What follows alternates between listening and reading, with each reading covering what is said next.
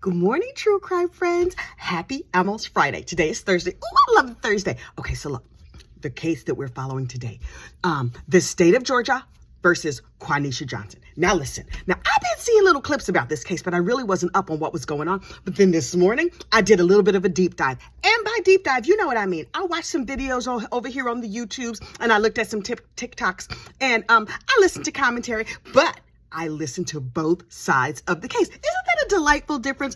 I have not decided, although I might have already decided how I feel about this case, but we're going to get into it. First, though, I need you to hit the like button and subscribe to the channel. That helps more true crime friends find us. So look. Oh, also make a comment or share the video, whatever. Okay, so look. This is Quaneesha and DeMonte Smith, right? So Quaneesha has 3 kids, 2 daughters, ages like 12 and 7, and then a 2-month-old. Okay, that's nice. They little happy family living down there in Georgia. Look at them. This is so cute. Look at you and your family. But then we get a little bit more information about this family. So on the night of the crime, the quick and dirty is that Quaneesha beat and then shot and killed DeMonte. And I was like, oh, girl, that's bad. You're not supposed to, it's illegal to beat and kill people, in case she didn't know. Because look, listen, maybe she didn't know. Maybe nobody had told her.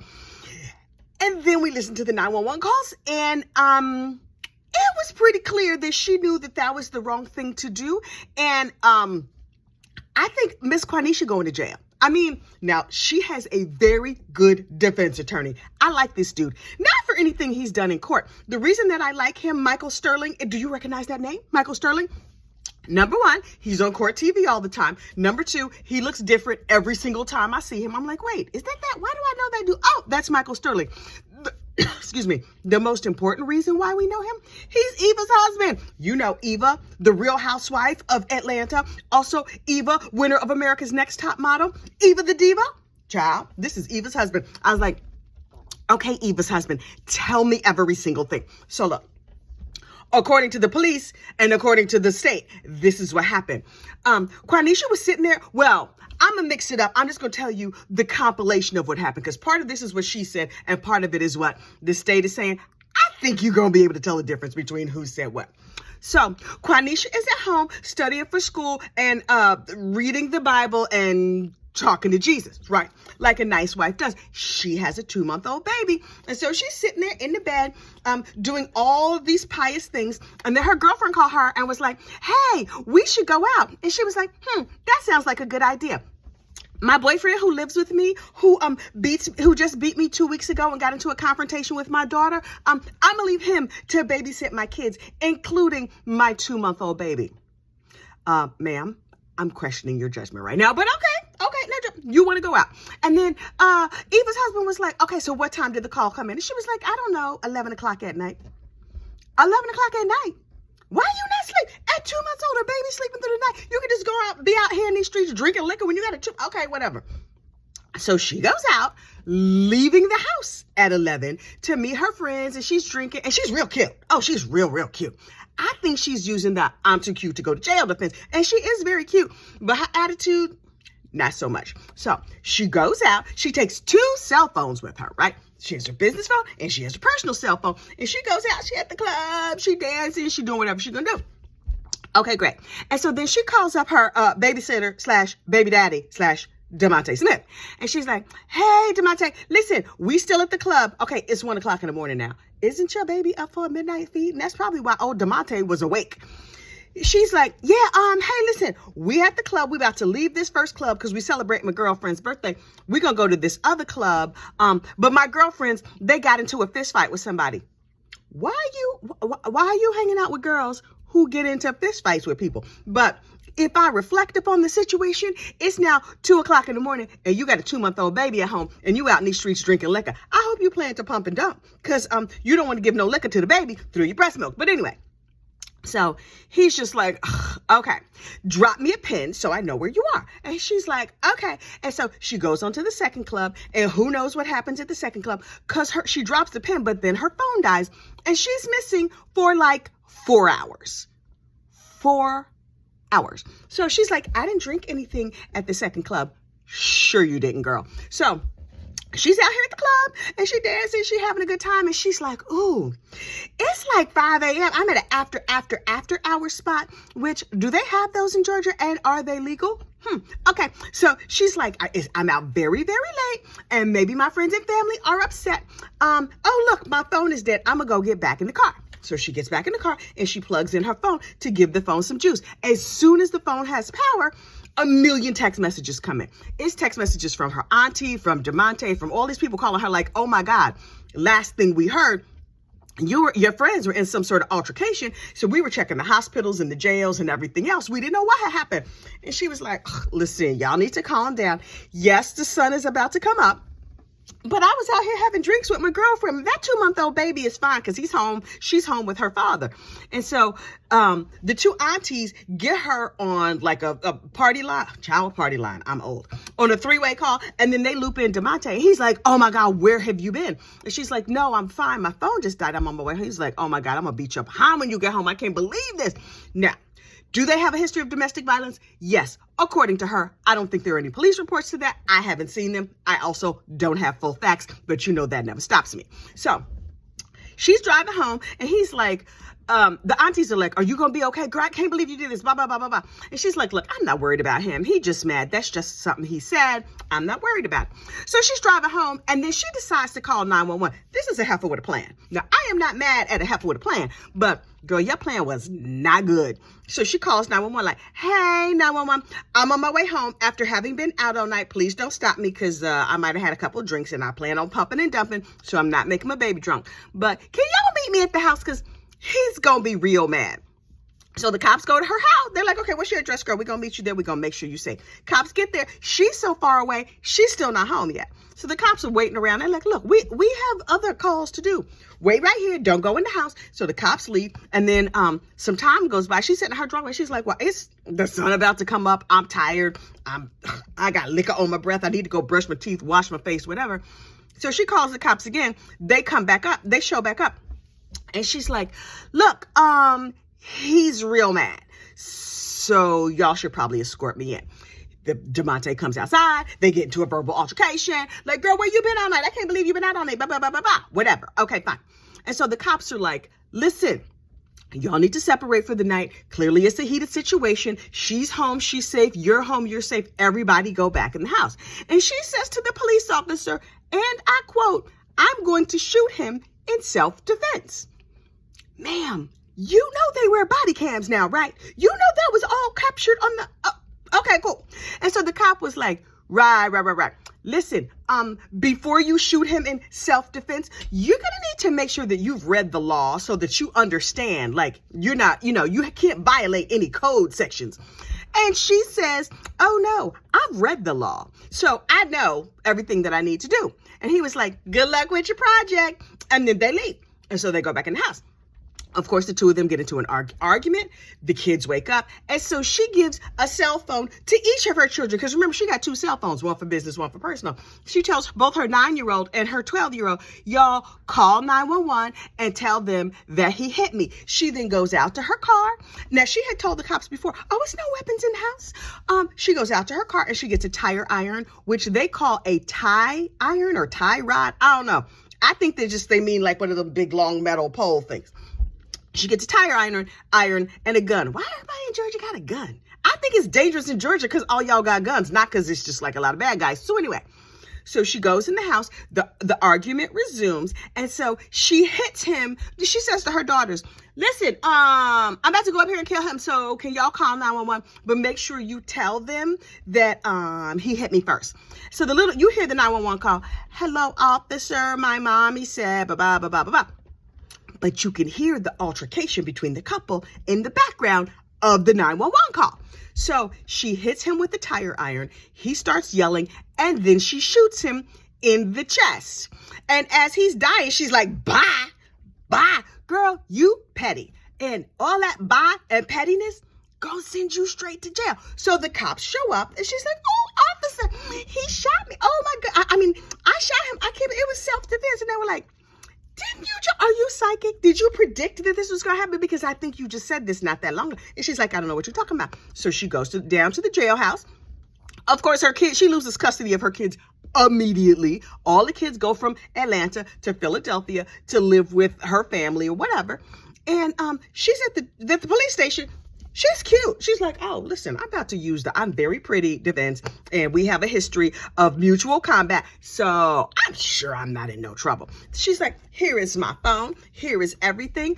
I'm very distraught and upset. And they said, did he threaten you tonight? She was like, he hit me, but they were like, wait, the other police officer said there were no weapons in the house. She's like, oh yeah, the only weapons in the house were the weapons that I brought. Ma'am, this is not going how you think it's going.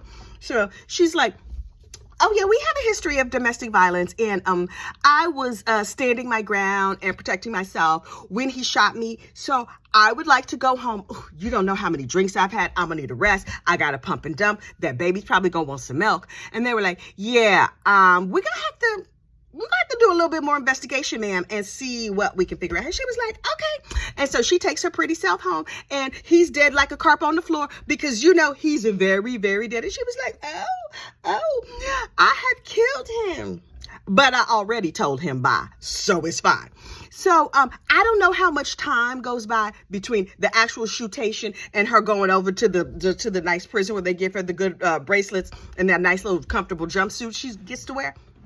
But now she's on trial, and she's like, listen, she up here in trial looking like a church mother. Her hair is parted down the middle, and it's long and straight, and she's wearing glasses and a pinstripe suit. Girl, don't nobody wear pinstripes. What is this, 1984? So anyway, she's like, yes, I'm a mild-mannered woman, and I was studying to go to school, and what do I do for a living? I help autistic children.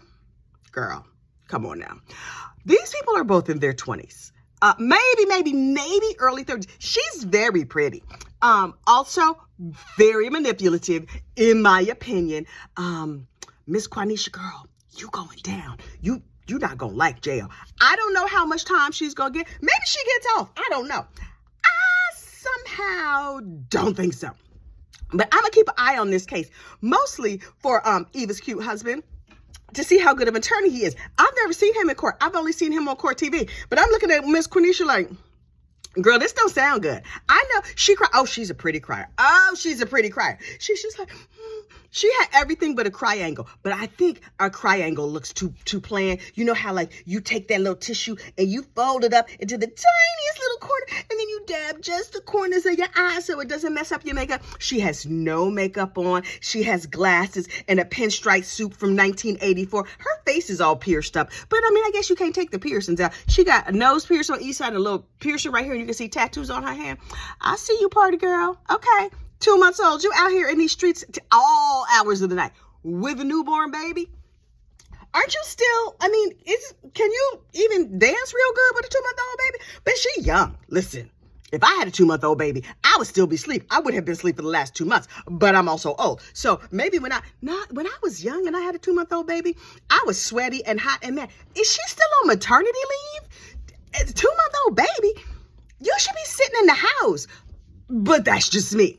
Maybe I'm old-fashioned like that. I'm also so old-fashioned that I don't believe in shooting people just because you're mad at them. Listen, some people have those old-fashioned values, and I guess I'm an old-fashioned girl. If somebody makes you mad, you just leave them alone. You don't go get a tire iron and walk them upside the head and then shoot them and tell them, bah, bah, especially not on tape. If they were not 911 tapes, she could have got away with this.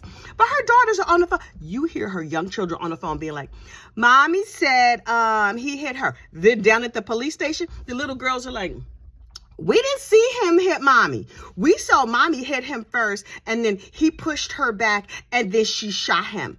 Child, your children are about to tell everything.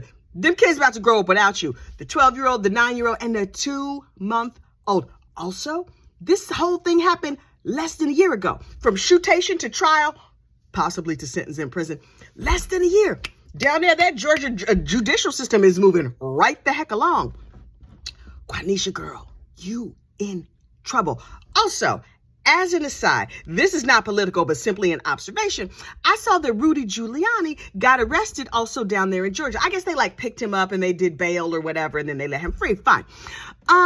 Here's the thing that I know about Rudy Giuliani on the non-political front, right? Didn't he get divorced not that long ago? Let's recount Rudy Giuliani's wives. I don't follow him politically, but I do follow his personal life because I'm nosy. Also, he was the mayor at the time that I was living in the city. Now I'm living out here in the nice suburbs. I have no idea who the mayor is. I'm sure we have one. I just don't know who it is. So anyway, Rudy Giuliani was married to his first wife, who I don't remember. I think she was his cousin, though. Okay, Rudy, I guess if you meet a nice lady at the family reunion, you feel like you can marry her? Okay. Then he was married to the newscaster Donna Hanover, and everybody knew Donna Hanover from the news. And then they got married, and they had two adorable little children. And then at his inauguration, his little son Andrew stood up on the podium. It was like cute and whatever. I think Andrew's a grown behind man now. And then while he was married to Miss Donna Hanover, he started having an affair. I suspect that old Giuliani had many affairs. Is he attractive? No. You've seen him. Even if you look at pictures when he was young, attractive, no. But he was powerful, and people knew his name, and his name was on the lips, whether they loved him or hate him. His name was on the lips of every New Yorker, like that Giuliani or, oh, Giuliani, whatever. So, okay, fine. So he's having an affair with Judy something or other. I forget Judy's last name. Okay, he's having an affair with her. And so Donna was like, I think we might need to take some time apart. And then Miss Donna found out on the news that her husband was divorcing her. The shade. Oh my goodness. So, okay, he divorced, and everybody was like, the whole city was in an uproar. Not about Giuliani's politics, but about the divorce thing. Or maybe that was just all the gossips and the nosy neighbors or whatever. We was like, did you see what Rudy did to Donna? He's a mess.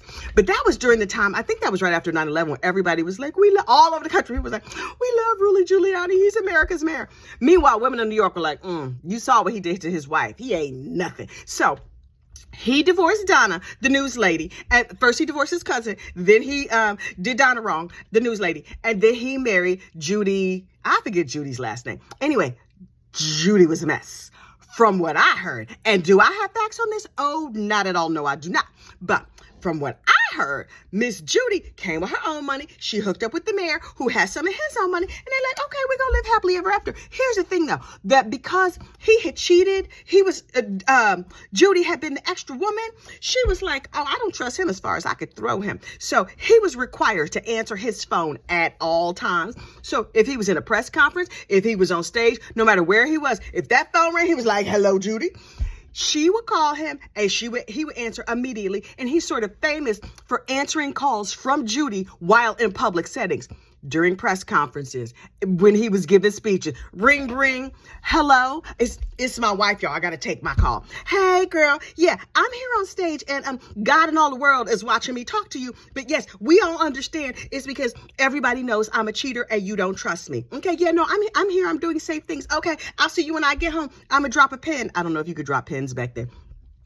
I'll call you as soon as I'm off the stage, and then I will have my bodyguards check in with you and let you know where I'm at. Okay, girl, bye. It's a good thing to have trust in our marriage. And so then some time went by, and I don't know what happened between the two of them. Oh, I remember what it was. Everybody was saying like, oh, they had an affair. Now, Miss Judy came out here and told God and all the world, we did not have an affair. We did not have a physical affair, because he had prostate cancer at that time, and his nether regions was inoperable. Oh, now you just went on the newspaper and told everybody that Mr. Giuliani's business was not working? Can we not have a discussion about ED right here over my morning coffee? Sir, ma'am, please. So ultimately, I remember it splashed on the Daily News. Giuliani's business don't work. So she was like, but he's my husband now. And so maybe that gave her power, maybe not. I don't know. And then some time went by, and she was like, oh, he's a mess.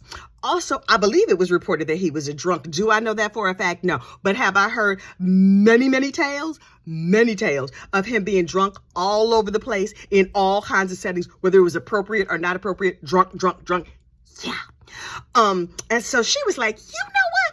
This is not the look I thought it was. And so she divorced him and kept her money, because I think she thought she was going to get power and money from being with him. But ultimately, she was like, oh, I have power and money without him. And now I am the former mayor's wife. So, no, I'm the second lady.